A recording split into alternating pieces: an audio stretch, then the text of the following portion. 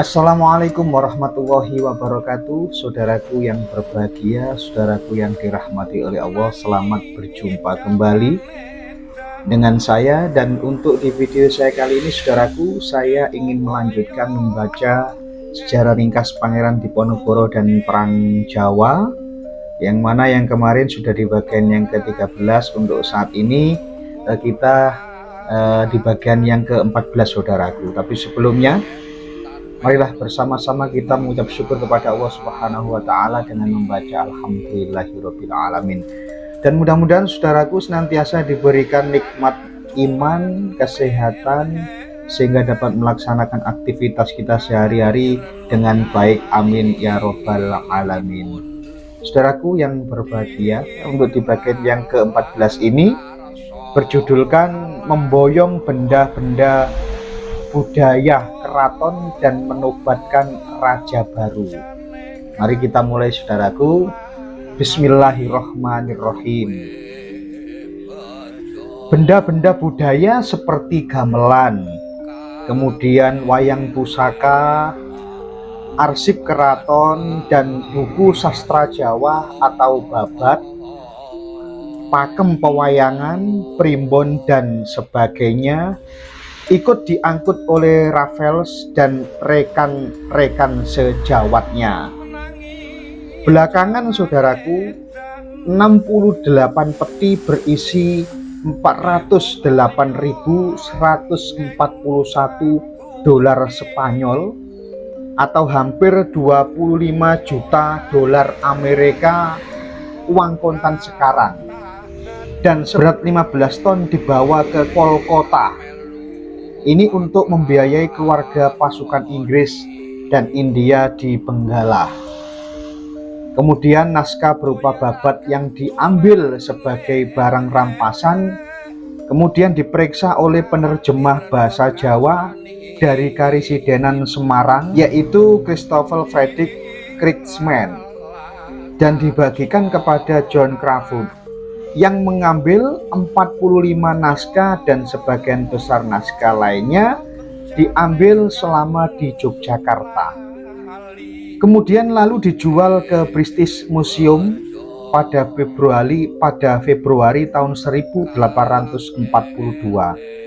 Raffles mengambil 55 naskah untuk pemerintahan Inggris, dan inti naskah-naskah Jawa serta Nusantara menjadi koleksi pribadinya. Pada tahun 1830, setelah Raffles wafat, yaitu 5 Juli tahun 1826, sebagian naskah itu diserahkan oleh jandanya, yaitu Lady Sophia Hull, ke Royal Asiatic Society di London.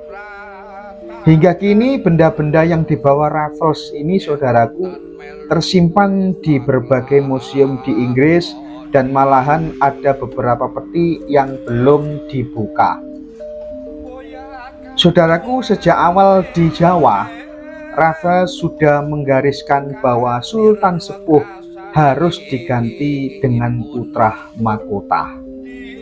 Proses pergantian ini tentunya mendapat tantangan keras dari putra mahkota. Satu hari setelah Yogyakarta ditaklukkan, yaitu 21 Juni 1812, Mangkubuwono III dinobatkan. Sultan Sepuh disertai putra bernama Pangeran Mangkudiningrat 1778-1824, dan pendukungnya diasingkan oleh Inggris pada 3 Juli tahun 1812 ke Pulau Pinang. Dari Yogyakarta menuju Semarang bersamaan dengan para pembawa barang jarahan. Selain itu, Raden Ontowiryo yang menolak menjadi Pangeran Adipati atau putra mahkota menerima gelar Gusti Bendoro Pangeran Arya Diponegoro dan mendapat 50 cacah tanah lungguh. Keesokan harinya, tanggal 22 Juli tahun 1812, Raffles mengumumkan penunjukan Notokusumo sebagai Pangeran Merdika dengan gelar Paku Alaman 1. Acara ketiga yang dibuat oleh Raffles adalah pernyataan setia kepada pemerintah Inggris yang tidak populer di kalangan keraton karena menunjukkan keraton di bawah pemerintah asing. Demikianlah sejarah kolonial untuk menundukkan raja setempat dengan serdadu dan mesio.